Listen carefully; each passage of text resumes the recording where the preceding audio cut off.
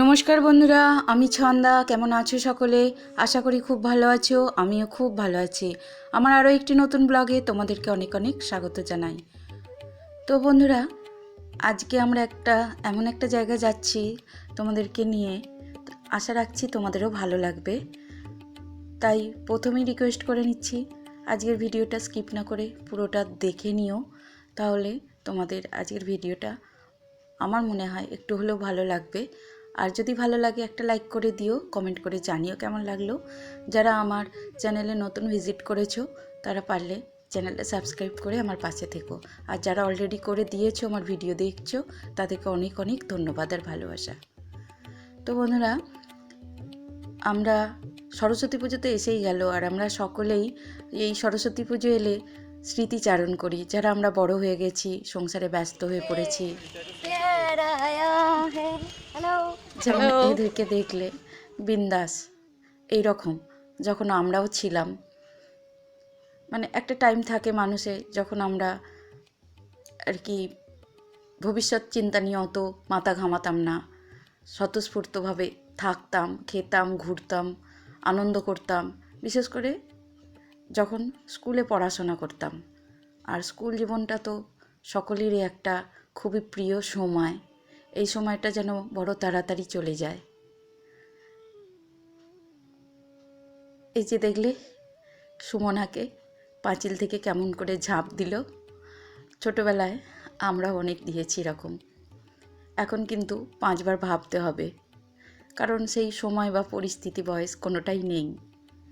তো যাই হোক, ছোটোবেলার কথা কেন বলছিলাম, কারণ এই সময় সরস্বতী পুজোর সময় একটা কুল খাওয়ার প্রবণতা আমাদের মধ্যে সকলেরই থাকে।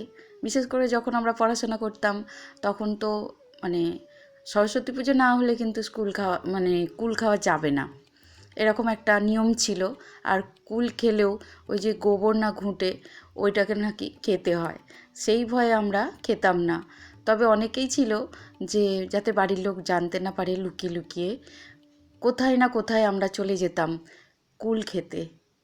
এইরকম কারোর পাঁচিল ডিঙিয়ে বা কারোর চুপি চুপি কারোর বাড়ির পিছনে গিয়ে, কুল গাছ থাকলে, যেখানে কুল গাছ থাকতো আর কি, এরকম চুপি চুপি গিয়ে আমরা কুল পাড়তাম। তো দেখো, সুমনা অতটা উঁচু থেকে কত সহজে লাফ দিয়ে দিল, আর আমি এখানে শ্যাওড়া গাছের পেতনির মতো ঠ্যাং ঝুলিয়ে ঝুলিয়ে ভাবছি যে আসলে আমি পারবো কি পারবো না। প্রথমটায় মনে হচ্ছিল যে পারবো, তারপরে আবার মনে হচ্ছিল পারবো না। তো এই করে করে যা হোক করে বডিটাকে হিচড়ে খিচড়ে যা হোক করে নেবে তো পড়েছিলাম। সকলে মিলেই আমরা এভাবে পাঁচিল ডিঙিয়ে ডিঙিয়ে নেবেছিলাম শুধু কুল খাবো বলে। আর কুল গাছে যে এত কুল হয়েছে ভাবতেই পারিনি, আর অবাক হয়ে গেছি দেখে। অনেক দিন পর এভাবে কাছে গিয়ে এরকম কুল পারলাম। সেই ছোটোবেলায় এরকমভাবে কুল পেড়েছি। তবে এই গাছটা প্রতি বছরই কুল হয়, কিন্তু সেভাবে আসা হয় না, কুলের সিজন পেরিয়ে চলে যায়। তো আজকে ননদ এসেছে, ও বলল চ তাহলে একবার ঘুরে আসি, দেখি কেমন কুল হয়েছে। তো সকলে মিলে থাকলে যা হয়, বেরিয়ে পড়লাম রান্নাবান্না করে। আগের ব্লগে তোমাদের শেয়ার করেছি যে সকলে মিলে আমরা খাওয়া দাওয়া করছি, তো তার মাঝেই আমরা এসেছিলাম। তো সেই ভিডিওটা সাথে এটাকে আমরা আলাদাই রেখেছি। আর এদিকে দেখো আমার বৌদিও, সেও পা ঝুলিয়ে বসে আছে, পুরো লাল রঙের মাংকি লাগছে দেখো। তো বৌদিও গল্প করছিল যে আমিও ছোটোবেলায় এরকম অনেক পাঁচিল থেকে ঝাঁপ দিয়েছি, অনেক কুল চুরি করেছি, কিন্তু ওই হয় না, বয়সের সাথে সাথে একটা ভয় থাকে, সেরকমই ব্যাপার আর কি। তবে মনটা তো সবার এখনও সেই বাচ্চা বাচ্চাই আছে। বয়স তো সংখ্যা মাত্র, তাই না?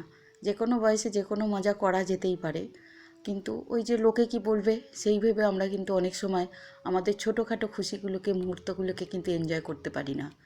তাই তোমাদেরও বলছি বন্ধুরা, এরকম ছোট ছোট মুহূর্তগুলো এলে দারুণ এনজয় করে নেবে।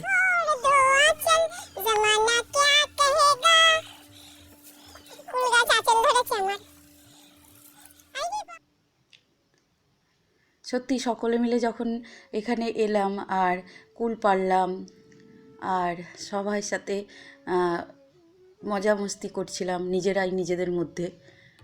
আর এদিকে দেখো মাঠ রয়েছে, সর্ষে ফুল তো দেখতে পাইনি কারণ সিজন চলে গেছে। এখনও আলু মানে জমিতে আলু বসানো আছে, আর এগুলো পুরোটাই মাঠ ছিল। তো এখন তো দেখছি অনেক বাড়িও হয়ে গেছে। আর ইনিও এসেছেন পাঁচিল টপকে কখন। তো আমরাও তো অবাক, কারণ এই যে বাউন্ডারিটা দেখতে পাচ্ছ, কোনো এখানে দরজা রাখা নেই, মানে পুরোটাই আর কি ইট দিয়ে ঘেরা আছে, যার জন্যে একটু ভিতরে আসতে অসুবিধা হয়, সেই জন্যেই আসা হয় না আর কি। কারণ আমি জানি এতটা উঁচু ডিঙে আসতে পারবো না, তাই কোনো দিন মাথা ঘামায়নি। কিন্তু এই যে সবাই মিলে এসেছি, একটা জেদ, চলো ঠিক আমরা পারবো, আর আনন্দটাও আমরা উপভোগ করে নেব।